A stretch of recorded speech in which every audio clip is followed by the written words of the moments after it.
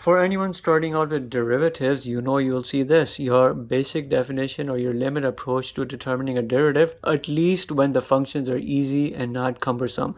The limit as h approaches 0, f of x plus h minus f of x over h.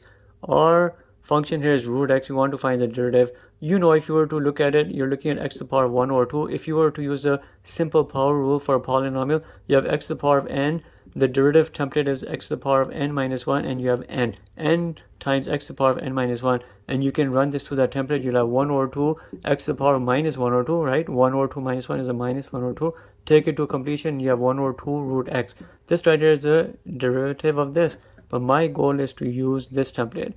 I'm not going to keep writing this item here. I'll just symbolize it as this. Wherever you see a square, it means it was this written over there. I'm going to apply this template to that function. I have a root x plus h minus root x over h. I will take this item here. I'm going to multiply everything here with the conjugate. What does that mean? I'll do root x plus h plus root x in the numerator and in the denominator. And this is what I have. Let's not get careless here. We have this.